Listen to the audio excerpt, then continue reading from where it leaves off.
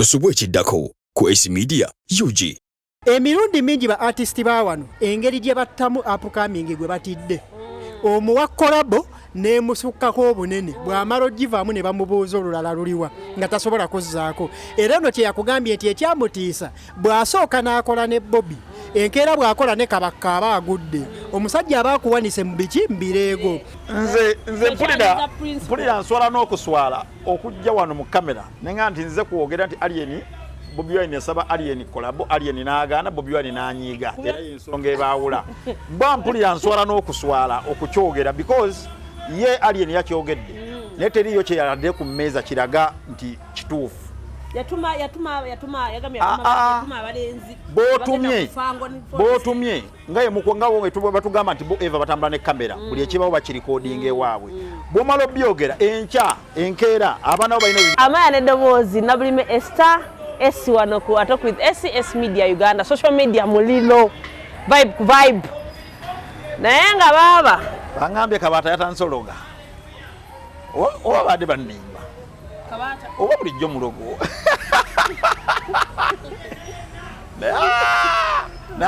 naye Kabata nfiirako neŋŋaana yananga omusajja omukulu ono kozi yakola Kabata TV bwe yatwalayo Alien Skin ewa Emma ebyoyogera tabimanyi Kabata tasooka tategeera Kabata musiru okumanya musiru byayogera tabimanyi kyekiraga nti oli musiru bye twayogedde byonna bye twayogera naawe luli tetwaliko kubuuza ani yatwala Alien ewani ani yatwala Emma wa Alien tebyalimu twali twogera ku bintu birala ekira ffenna senga tutandika ovendo gamba nze yakola guuni nze yakola gwe tukubulye ffe bye tukoze gwe tukubulye bye tukola n'abantu nga kati kamubuuze gw'omanye emyaka gye maze ne Emma yinze ate byaffe biriko n'obujulizi si bya bigambo kwogera bwogezi abaali mu kikadde ekyakagwa ku Serena mwalaba nalina abantu aba nali ntudde nabo naye ntudde ne guy bamuyita IC owa IC studio we South Africa bamuyita Twaha Bosa yeddira ndiga nali naye twava naye kubukedde ne tugenda naye mu kikadde omulala yatudde side eno yali Emma kati abatamanyi Emma Promotions abanda mu kikadde abantu babiri be nali ntudde nabo omu yali Emma Promotions omulala yali IC Studios kati ngeza okulaga nti oli mumanyi nesagala kuddamu Kabata ninyiza omaliza niyingidde musajja wange okitegeera kati gwe bajja nongamba nze yatwala boss nze yatwala Emma ewa Alien ugamba gwe gwomanyiza emyaka gye maze ne Emma just lwakuba nti Kabata lekera okwogera byotamanyi kamubuze Kabata yasemba kulaba kivulu kya Emma kyaddi kye yali ategese kye yasemba okulaba nga Emma yakitegese Kabata omanyi sente mmeka eziteeka ekivulu ekyo mu kisaawe ozimanyi ba promoter bameka wano mu Uganda gwogamba nti ogenda kugula kivulu kya kisaawe ng'akulaga amanyimiridde ngenda kujja kigula bameka nga n'enkuuka wano badde bagitembeya nga babuliddwa promoter agula enkuuka wano enkuuka badde edibye wano nga baginoonyeza agigula nga sente ze baagala nyingi ekidibisiza ki sente oba tubabuzeewo promoter agiteeka sente nga nyingi ze bajagalamu nga tewali promoter zirina era ne bakulaga omusajja yazze n'agigula bitex naye nga bakulaga sente ze yabadde alina okugatta abalala balina omuwa sente okuweza sente CBS ze yabadde yagala kati gwoŋŋambe musebo Emma ne wako omusajja wange saagala muye Emma sente ziteeke kisa Kabata tereera naye kale twala omukisa guno ogamba nti ennaku z'omwezi 3 mulumu asatu mulumu December kale kwakyo festival Kabata naye namulaba ng'ayingira mu maaka naye wenyinza okukkiriziganyizza ne Kabata wali wamu Rondi saikkirizigana nti yaga nti Emma yakajja ku kivulu kino we bali bakayiwa nkwakyo festival naddamu nesiikana ku muntu omu kubakolera ddala mu Fangoni naŋŋamba ekivulu bakigabye bagenda kiwa Emma yagenda okikola kyo kitegeka bbanga ddene emabega okitegeera kyesimanyi Emma wawayinza okuba nga ajja ssente z'ategesa naye ze kyemmanyi kimu nti Emma teyazze buzi n'agwawo bugwi abaddewo ebbanga nga just banoonya ddeeti okitegeera kubanga bbanga ddene yayagala dde okuddamu okukola kyo timba ne basooka bakola ki ne bamuyimirizaamuuko okitegeera ebisigadde ebiri wakati awo musobola okwetwala naye kiralite ku kya Emma yajja ddi ku kivulu kino teyaguddewo bugwi nga maka yakyo ati nange onyiza okuwakanyiza okulanga nkwakyo Facebook kwatandika nga bajyogerako ne Emma was not mentioned anywhere okitegeera kyegamba nti bamentioninganga enkwakyo naffe twabyogerako nga promoter tannalabikako Nenkugamba nti promoter ajja kujja ajja bayinga idea je era natukomawo ne tukola shenda na promoters ze. Ensonga lwaki promoter ali teyavaayo ku kivulo ekisooka. Bwe balanga Nkwakyo festival ye Nakivubo baali bakimanyi bulungi tebagenda funa Nakivubo. Promoter alina kujjira ku venue ki entuufu okitegeera ebiri wakati awo nga yenkugaye sisobola mmanya ttaamu zina biki naye Emma tagudde bugwi ku kivulu kino nga we kiinsinuweetingibwa badde bakimuwadde mabega sebesereka ekisaawe ekivulu kyekisaawe Emma naye tubeere wano bane tugamba abantu nga 31 musajja wange Emma ne alien skin bayina ekivulu kiri wankulu kuku omanyi lwaki kyekikola nzirina obutakkanya bwembeera n'abayimbi n'ebiseera ebisinga wetuukanga omuyimbi alina ekivulu obutakkanya mbuteeka ebbali sisoose kikola mulundi gusooka nakikolako ku David Lutalo buuza abantu ku Deruta twakkanya ne mukama wange Abbe Mukiibi nti guno omwezi yali emyezi ebiri n'emyezi ebiri sigenda kwogera ku David Lutalo kubanga ayina concert yali ya January nzijukira ebyo ebiseera concert bweneggwa tumuddemu ebiseera twali twagamba David Lutalo aleke Choza ne Becky aveeyo atandika okuyimba ebibye eno amala emyezi egi kwa David Lutalo lwaki yayina ekivulu mu January kati atenze ebiseera ebyo era nze buli muyimbi yonda banga ayina concert mutakkanya muteeke ebbali kwa njagala akole bw'atakola asobola oggwa ne tutaddamu namuwuliza ate n'ekiro ekivulu tekigasa muyimbi yekka kati nze alien ayinza obutaba kyali wange naye ate Emma kyali wange banyonyodde abandaba mu kikadde omuntu gwe nayintudde naye Emma Promotions gwe twali tukunyumya naye kati Emma musajja wange ne balunywa kuba we natandika okukolaganya nabo ebiseera balekolanga babiri kati ate saagala kivulu kisale Emma kitegeera ate awo ogambira ati ngenda kuzomwezi 3 mu December Nkwakyo festival wakurukuku n'abaana abali ebweru w'e Kampala tubagamba muvuge mujje Kampala bajje mujje mu Nkwakyo nga mujja mipiira gy'amasaza nga mujja mipiira gy'ebikimu musobola n'okwegatta nti abeegindi takisi yaffe tujja gikuŋŋaanyiza tugende mu Nkwakyo sookoleke gwamanyi ekirala ekirala kye sinaaba abayimbi bali mu generation eno abapya nga babeereramu alien kuba abana abayimbi badde bateeka ebivule mabegakaawo bayimbi bannabe badde babayambako pushinga naye sinaaba abayimbi banne bana ddala abaana abato sinnabalaba nga bapushinga Nkwakyo festival naye nze kyenzikiriza Maaka nalinga nkyogerako wano ne nga lwaki abayimbi b'omulembe guno tebasobola kukuba bali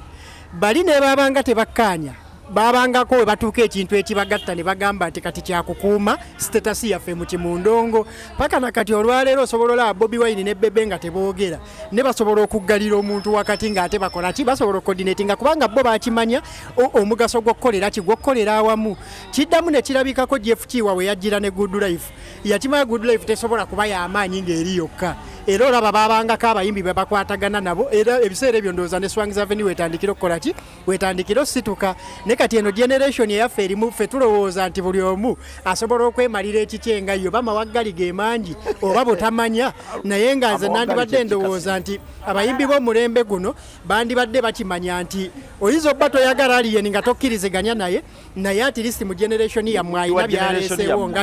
nga ye era nze nange soogera ku alien ti lwakuba nsasula wabula mu generation eyaffe muteekeddwa okugyamu omuntu ne tugamba nti kati at least ono yakola nze kyengenda kaliko ebibuuzo okwongerezaako ku kyakasirye nze mu kulaba okwange nga ndaba ebintu ebiri sigamba nti tebali mu mubeererawo nti maybe tebayagala naye ebintu byabwe biri so political nze mu kulaba okwange kati abamu abayimbi abato bagala nnyo olaga nti no bali ku side ya Nuupu because balaba favor gyeri mu bafans kati abayimbi abato abasinga batya okwocha abala bagenda bwe banalaba nti bafans be babadde alina mu Nuupu bwe banandaba nti nno ndi mu kusupportinga yalemera ku fence bwe banandaba nti kati ate ndi mu kuweereza ku supportinga alien yogerera bagenda gamba tuddemu olukwe akwataganye ne fango so they are making it political yes okitegeera nze kyenjagala okubagamba nti bino ebintu ebya politics biri very very temporary ate nga gwe ekintu ky'ozanyiramu right now because of politics, it is a dream that you're having. Kirooto kyo, you want to build your career, oyagala obeeko nga Chameleon, oyagala obeeko nga Bebe Cool, Bobby Wine. Togenda kukola bwotyo nga ogendera ku drive ya politics. Egenda kuwabya kubanga eri very kati Matilda ebigambo ebyo bigambani mbigamba abayimbi abato abalemereddwa okubeererawo alien skin nga omuntu ali upcoming as them nga batya, they have that fear agamba wenakwata kamera yange bwenti ne balaba nga supporting a Fangon to come for the show, people to come for the show. Bagenda gamba yasaze eddiro kati ali mu Fangoni kati okitegeera ate nga abayimbi abato abasinga abajobuzi beekubidde nnyo okusaidia Nuup. ate nga badde balina beera ku side eno tebalina kubeera ku like tebalina laga side politically kuba they need funds everywhere. Matilda yasize ngenda bagamba era ekintu kimu kye balina oyigira ku bali bw'oyiza okulowooza nti political affiliation zo zikulemesa okukwatagana n'omuntu ne bwoba wandikwataganye naye emabegakawo King Saha abadde n'ekivulu Saha abadde nga n'aliyeni ne drop yagimukolera tutuuka ku kivulu kya King Saha mu kivulu kye kimu Jose Chameleon yazze ne Bobby Wine akola ki waali okitegeera mu kivulu kye kimu n'olaba Spice Diana waali ne Shiba waali mu kivulu kye kimu n'olaba Lydia Jasmine waali ne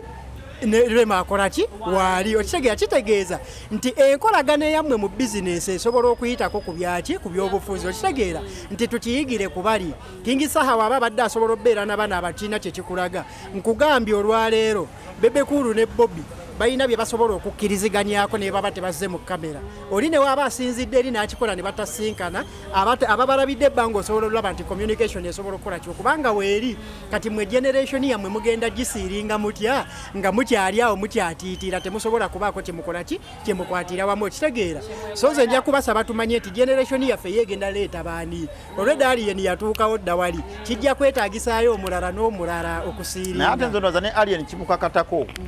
naye okulaga bano abaana basembeza kubanga kati example gyolese ya King Saha nnungi nti King Saha tekyazze nti by coincidence nti bazze ne beesangawo bwesanze enkolagana agizimbye nti yayita alien ewe ewa Bobby Wine n'asituka n'agendayo enkolagana yagizimbye kati ate tukubuuza gwe alien nga ggwe paati ye eriwa gy'ozannye okuzimba enkolagana ne bano abaana abato naye ayinza okuba abulamu lwaki kasirye bonna bw'oyogedde abaliwo ku kivulu kya Saha nga tosobodde kwogera Bebe Cool teyaliyo kubanga enkolagana teyagizimba Saha okitegedde kati era bano olwoka be yazimba nabo enkolagana be basobola okujja so ne alien naye abeere nga wadde akabuli akalina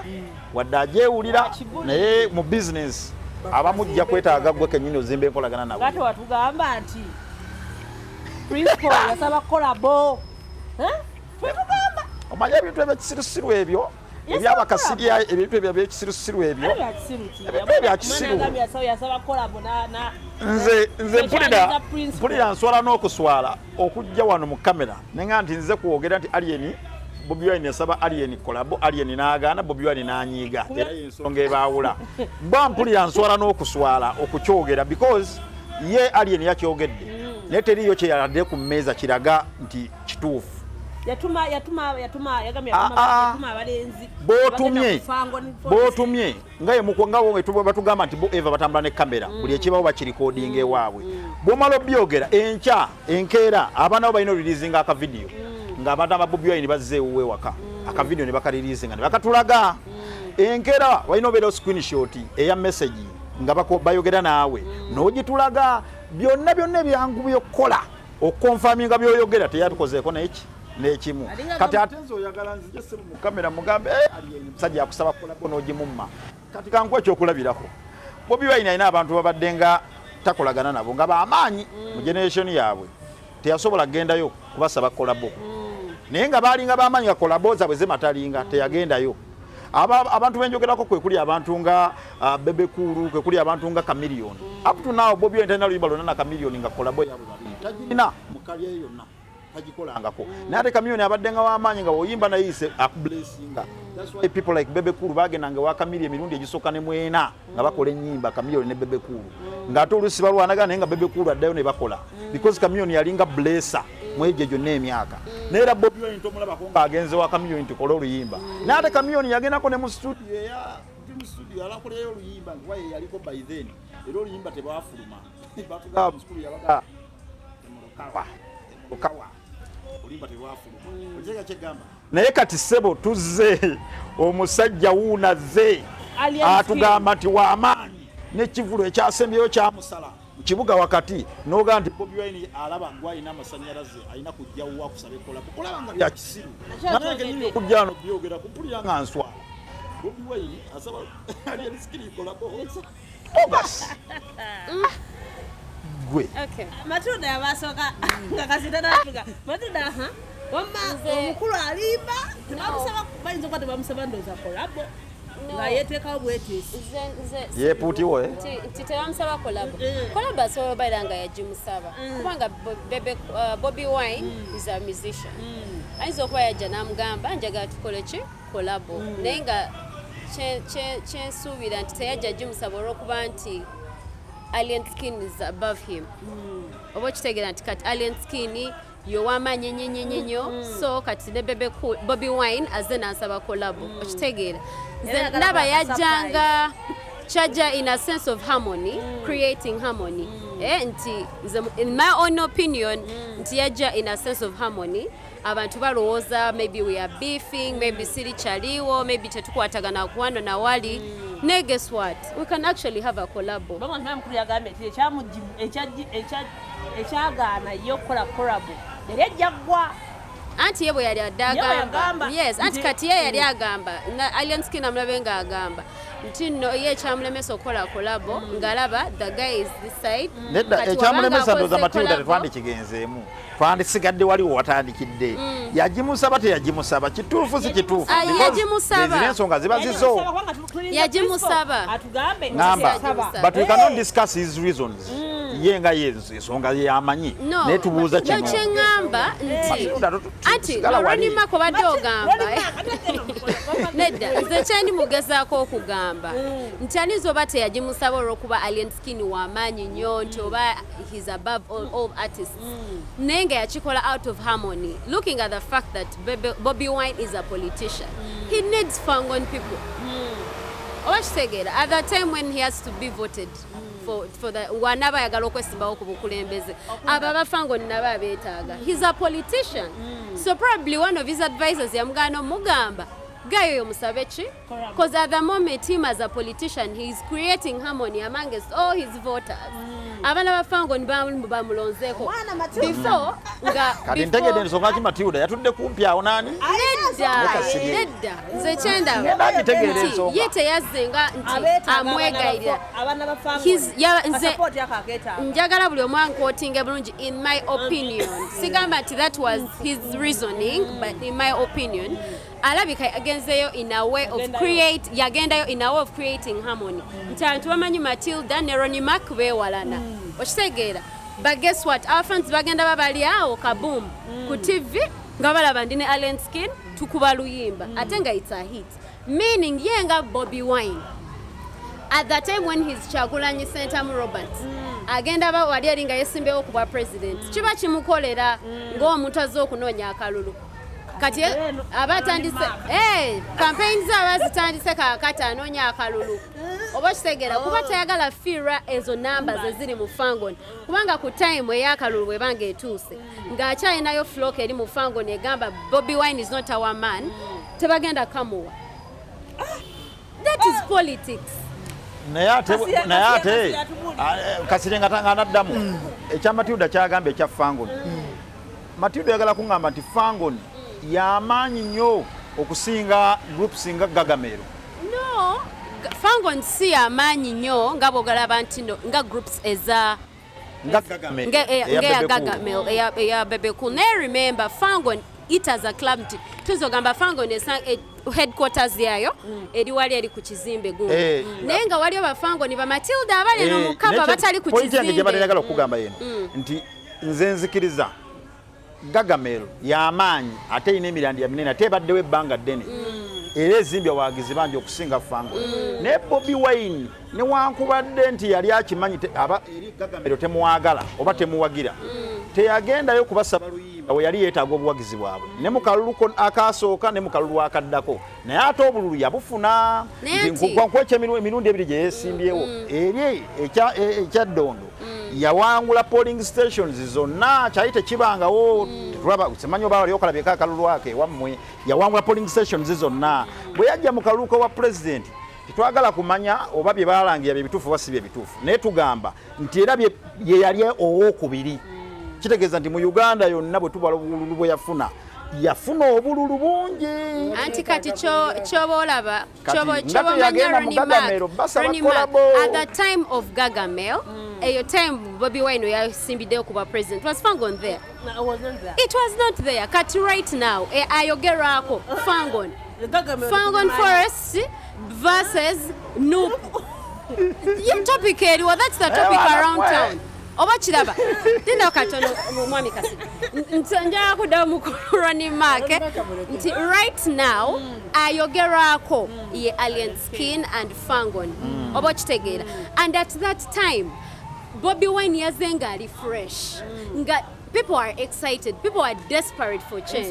ebiseera ebyo before the election. But between that time and now, there have been so many changes. Ebintu bingi nnyo ebikyusiza abantu endowooza yaabwe, emitima gyabwe. As a politician, I would understand him from the perspective that he's coming from. Nti bano abaana nabo mbeetaaga. All these are votes. Kubanga abantu, when you look at the internet, the battle is between Fangon Forest and Noop. Okitegeera ate nga abaana ba Fangon tebava mu NRM. Era abamu bava mu Noop. So him as a politician,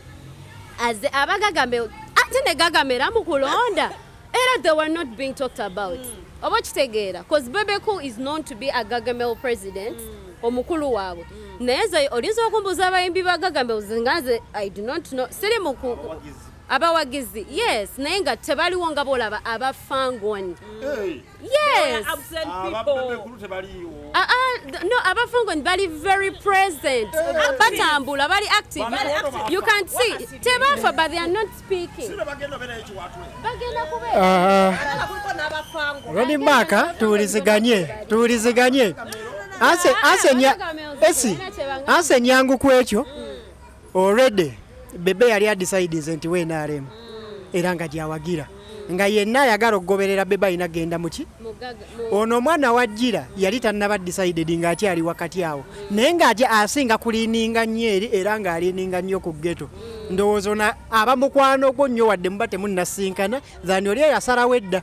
ate n'ekirala olaba abantu abasinga kye beerabira Bobi Wine yaleeta fresh blood mu byobufuzi abantu bangi abali batagala byabufuzi be yajja nabo era ensonga lwaki akalulu ke kaali kangi nnyo lwansonga eri abali babiviirako ddala ne bafuna endagamuntu lwaye nina abantu bangi besobola okupointingirako bemmanyi personally nga bafuna endagamuntu lwaki lwa Bobi kitegeeza yajja n'abali fresh ne babanga nabo beetaba muki mukana akalulu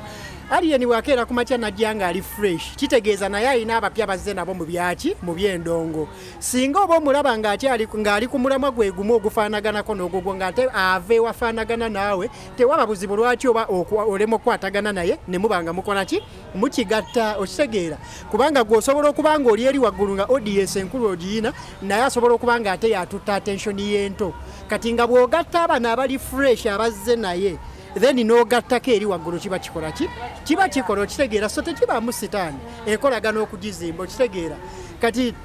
nga tuzze ku nsonga ya COLLABO yasabwa oba teyasabwa nze sisobola kiweera bujulizi ti COLLABO yasabwa naye ate era sisobola kigaana nti COLLABO teyakola ki teyasabwa Ronnie Mark yasobola okubuulira emirundi mingi ba artist ba wano engeri gye battamu upcoming gwe batidde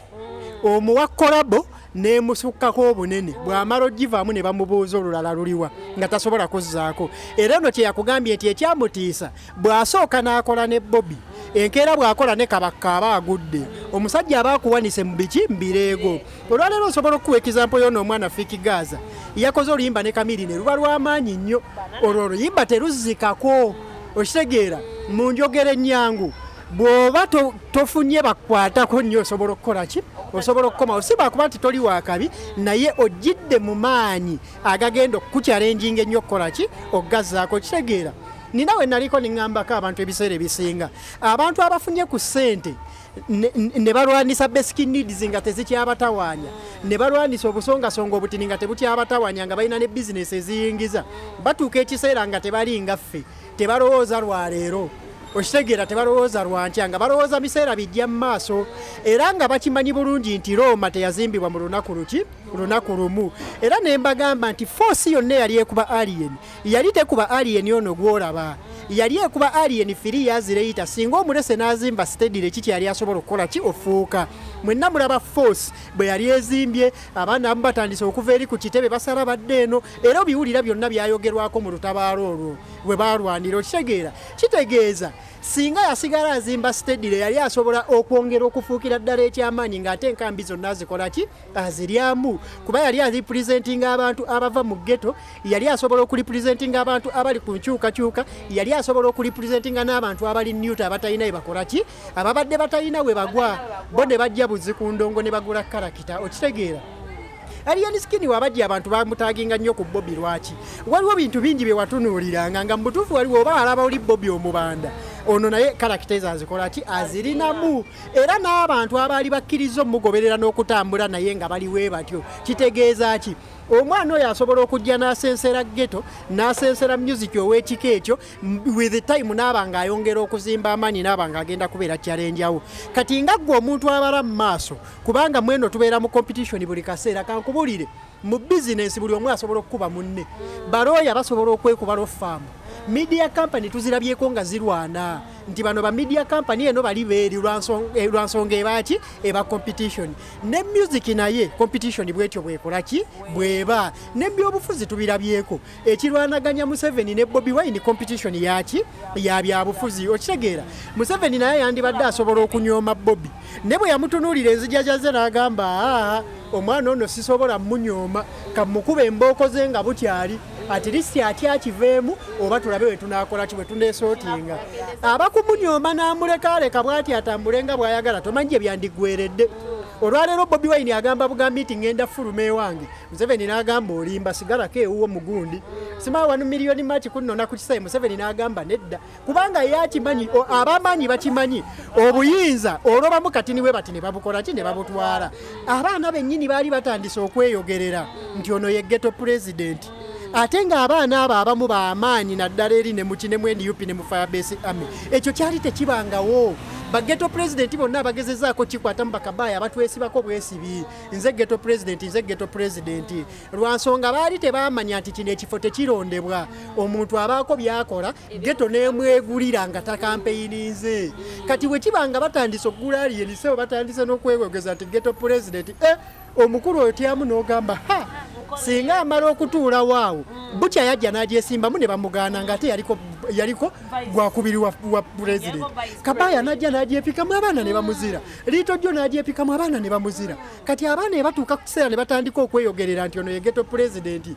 gwe tukkiririzaamu otyamu kuba omanya bw'amala otwala ekya ghetto president azzaako kyo kitegeera osobola okuyita omwana oyo either n'okwatagana naye mu bulungi bwe bigaana ne mugenda mu competition yakwekuba ya bubi maka asobola okubuulira entalo ezibadde nga mu ndongo eno ebinyiiza abayimbi otandika okulwanagana bitini nnyo ku makyo basanga batudde banyumya olweggulo linaafuna oluyimba ne lusinga ku lwono okutambula n'obasanga ekyanga bayomba n'obasanga leero nga banyumya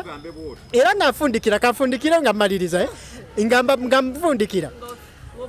kisobokera ddala okuba nti Bobby yakiraba nti kya mugaso okutapinga maanyi g'omwana ono si mu bubi sigamba nti yali akkiriza nti ansinze wabula ng'agamba bwe kibanga omwana ono identifyinga ne gyenva nga n'abantu gyenva batandise omukkiriza nti asobola n'omwagala n'omulabamu ekyange kitegeeza nze okwegatta naye mu ngeri yonna si kibi okitegeera era oyinza n'okwekanganga mu luvannyuma olutalo gye lutandikira tosobola kumanya ani yatandika lutalo olwo naye oluusi omukulu abakuliraanye basobola okukutiirako ne batandika olutalo naawe nga tokola ki nga tomanyi akazibu kava mu kuba ggwe kugamba nti tokoze eki kubanga twalulaba for the first time Nup was challenged online Bobby Wine yavaayo n'ayogera n'abagamba nti abantu abo babikola ku lwabwe era mwamu bavuna mavunane ku lwabwe sifa ababatuma kuba kolo yakyogera ali mu maaso ga Katikkiro nze mbawe ekitiibwa nzija ne wano mu bintu byammwe bali bajja boogera ku lwabwe kati we kiba kyetaagisizza nga alien yatuuse ku mbeera egamba nti yeetaagisa nnyo Bobi Wine okuvaayo okwogera ku abo abaamuvumye tekinaba kwetaagisa okwongereza ku Charoni Mark nze sigenda kugamba nti no okusirika okwo n'agamba mbu abadde tannawulira nti oba kyetaagisa. I think it's intentional. Akikola akigenderedde kubanga sigamba nti nabo abaddewo nga bavuma nga tawulira oba okitegeera oba nga abaana abafans oba abasupporters bali in those battles nga tawulira nti bannange nze gumulaba sirina ku social media sirina na simu munnange nabaddewo nga nange nzikutte ku simu yange nagenze nga baŋŋamba ba advisors bange babaani nga baŋŋamba munnange emyezi 6 gy'otabadde ku mutimbagano ze zino entalo ezibaddewo naye munnange mbagamba ki ebintu ebyo si birimu ababikola bonna bonna babikola ku byabo no ebintu ebyo olaba Ronnie Mark ebintu bineeno nze nkitwalanga kazannyo kubanga abeera abiwulira naye abiwa obudde naga kasooke mbulinde wali ogenzeko abantu balwana kasooke mbalinde beekube ng'obatulidde booti beekube nedda naye ng'owulira Ronnie Mark ng'owulira nti no beekuba lwakubanga nze okitegeera nedda nze saagala violence naye nga Ronnie Mark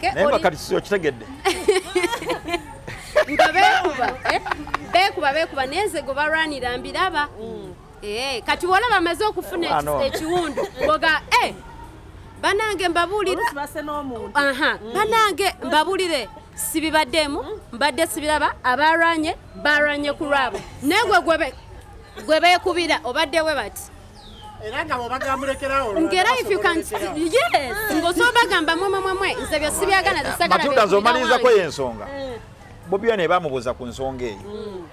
interview zendabyeko abadde avaayo nga tayogera ku oyo alien yekka nga abagatta wamu bonna nti abaana abo temubakomerera nnyo badeservinga chance nga naffe mwatuwa omukisa nga tukoze ensobi ne mutuwongera omukisa nammwe abaana abo nsaba mubongere omukisa ng'ayogera n'abamawulire temukomerera abaana abo yali tayogera ku alien yekka nga abyagatta wamu n'abalala kitegeeza nti avuddeyo n'akola comment bamubuuza ku alien naye bwe yali replyinga alien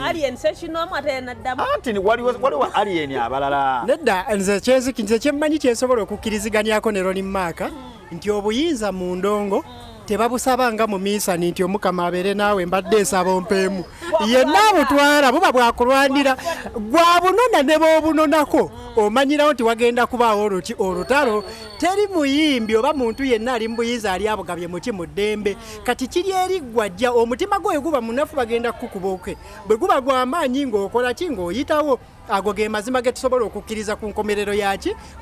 ya kino era bwe kyatuuka ekiseera ng'eri awulira nti abwepikira baali balina omukyekinga n'apuruvinga nti akola ki asobola obutwala mbawanye ekizampo yawe bawaako Waikibenda akulira abayimbi Kenzo yamukanga ebigambo bina Waikibenda n'asuulawo entebe olubaabu kiba kikulidde naye ne Kenzo entebe yali tagisobola eyo ya Waikibenda ne Kenzo yali tagisobola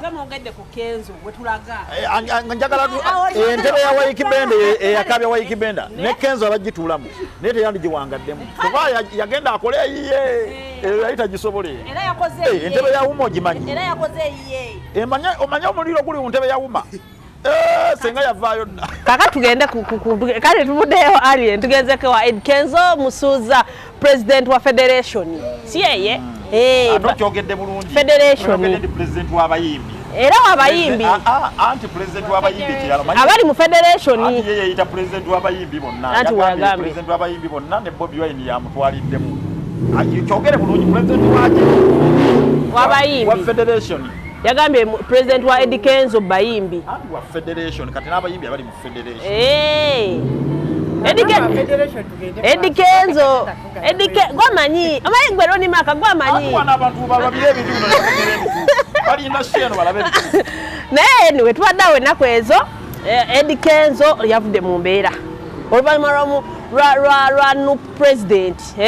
okitegedde Mr. Chagrin Sentamu waliwo yangamba mumbugi wenjogera nti kaka president kale mukama wange president ow'ekibiina nup ya president mubingi geto president nubu president Roni Maka twakatogere President wa Nuupu wabona abamu nga ye president wa babalonda bana katogere wawidde zambali bwe yagambye ye president wa wena wali mukwe togera nayogera bye yayogera n'agamba simanyi ulira naye nga owulira Matilda kyakola musajja wange zambali owulira kyamukola eso sisi Edikenzo zambali yamanyi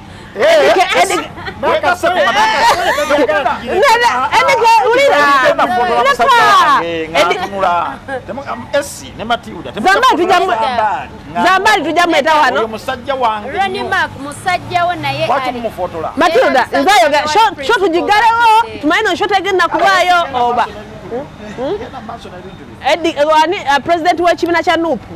Bobi Wine kale yagambye kwakano twogera kusooka z'abayimbi tuveyo eri mu Nuupu yagambye okusinza bwala tatataddemu ekiri political nti nga olaba Edikenzo Shiba Lydia Jasmine abo bonna bali mu federation bagenda kulya ssente y'omuwa omusolo bagenda kulya eddwaliro lya Kiruddu bagenda kulya eddwaliro lya Mulago bagenda kulya biki bagenda kulya naye belayogera ebintu bingi nnyo n'ayogera twade tuli awo nga bituse ku mukulu ng'omukulu ayogera nga biki byayogera si president wa kibiina yafunye ka video ngayogera ebintu bingi nnyo ng'olutalo luli awo nga gamba tatumanyira ezo sente simanyi zaffe simanyi zigenda kuyambako tugenda kukola sako ng'onayo yayogera ebyayogedde nga omanyi awo nange wensinzira okuleeta wano ku social media muliro nina Kasirye nina Matilda nina Roni Mark okuwana okuli wakati essaawa eno wakati wa Bobi Wine kwaka tuli kwogera ku music ne Edikenzo tukwetaaga kulina amakulu oba kutujja kumulamwa banga bambagamba nti omuya yabadde agezaako okuva ku interview n'asalawo akuba ekiraka wano omuya n'agamba ffe tuva ku ssente kwegamba nsonga ya ssente siva ku ssente mba ku ssente siva ku ssente mba ku ssente kwegamba sibitegeera naye kansokera wa Roni Mark tuwulire waki osoose wange kubanga wengenda eno togenda gyogerako ensonga eyo ati kati olina kwosembezaayo kalimbu yamugambye mbw agezaako kuwakanya bya interview saagala kigenda diversion kenyinza okugamba Kenzo bw'aba alaba sheeru yegendereza okuddamu okwogera ku bisiya naddala nga taddemu erinnya Bobi Wine gwenga Kenzo okwogera ku bisiya gange obipiininga ku muntu omulala sibiriimu alina kyegendereza omanyi lwaki bwe babateekawo mwembi nga babagaye muyimirire mwemagegana amazzi ebisiyaga ge mazzi gisika bisobola okukumira amazzi ago gasobola okukumira nga Bobi Wine akyayimiridde manyi lwaki factors zonna eziga nti Bobi Wine ali ebisiyaga tera bisiyaga factors zonna ziraga ntabirya ziri ku Kenzo bagamba nti Kenzo naawe tulage factors okitegedde ekisooka waliwo esitolo y'ebisiyaga gye twakola edda wano eya polisi mu biru obiddukira mulimu amanya g'abayimbi agalabikira mu sitoola eyo nga neya Kenzo mweriri sigenda boogerako njagezako mulabula Kenzo nga yakyogedde Roni Mark wagambye sinza ayogedde ku layini erimu bisiyaga ate abipiininga ku bantu abalala because ekyo gwenga gwe kiyinza okkulya bayinza okubuuza mukazi waaliwa bayinza okubuuza buno obupale oyambala bwaki kyogambye talina mukazi na musajja watu olina mukazi bwe bakuteekako omusajja ogenda mumwewakanirawo tegera kyegamba nga bwogamba nti toli mufumba nekyogamba okimanyi nti abantu abasinga okulya ebisiyaga mu ggwanga lino bafumbo eyo research mukyamu oyo research mukyamu the opposite of kisiyaga is marriage toyinza kuŋŋamba mbu ate abali b'ebisiyaga abasinga bafumbo oba olimba oyo research mufu bayinza obeerayo bamu babiri basatu siganye naye bwogamba nti abasinga okuli ebisiyaga bafumbo research aba mufu ate bikwatagana yagwe ebisiyaga bimanyi aba ate omukazi amwagaza lwaki sente zino zirumya nnyo principal mutwe kyekibuuzo principal abadde abyogerako bulijjo ebyesente abadde abyogerako bulijjo kubanga addressinga media kumpi buli wiiki ayita ayogera ku bya music bulijjo abadde addressinga n'ayogera ku bya politics naye ku bye yayogeddeko ku luno mwabaddemu n'ekya music olwaki nti sente ze baatadde mu supplementary bazze bazigaba byonna yadde abyogera zino zagenze mu kyuma ekigenda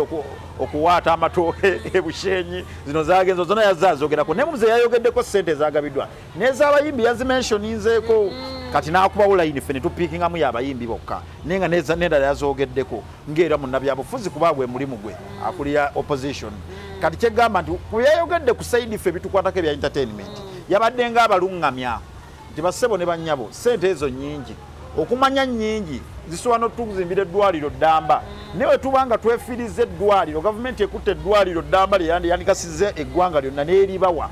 kitegeeza nti nammwe mulina ozitwitinga nga bwe kigwanidde nti muzikolemu ekintu ekiri ekisobola okugasa abayimbi bonna oba industry yonna nze ye message enafunye mu Bobi Wine byayogedde sigamba nti ssente ezo kuba bazze bazifulumya bulijjo sigande zimuluma kuba tannazibaga nti muzimuwazi budgetingire nti ssente ezo bulijjo zifuluma si gwe gusoose naye abadde bazirya abadde nga bakinnoomu juzwako bebekulu nga yeewaana naye ng'agamba ssente president yaziwayiye ng'omuntu n'agulako kamera n'akolako studio n'akolako ne videos yagamba emitwalo gyali oba 38 yabyogera juza yamuwanga kasiimo kulikayo mu kalulu otegera kyegamba kati ye Bobi Wine kyabadde agezaako balaga nti ku luno ssente temuziryanga kinnomu kubanga nnyingi zizimba n'eddwaliro ddamba kati muzikolemu ekintu ekigasa ekyo anaaba najja n'abajjukiza n'abagamba naye ezo size mubadde musinga okwetaaga sigwegwa ssente ezo tezaaliko ku miramwa gye mwalina ng'abayimbi emiramwa gyali mirala gyali gyammwe kubeera independent nga zemulinda gavumenti bawangayo ku supplementary ne babasuulirayo mujje sema baziteeke mu ssako mujje mwewole sigwe gwali omulamwa ekyo nakyo nakibajjukiza so mu statement ya Bobi Wine gye yakoze nalabye nga byonna byabadde bituufu statement gye nabyemu layini etabadde entuufu eba etanaba kubaako bukakafu yeya amount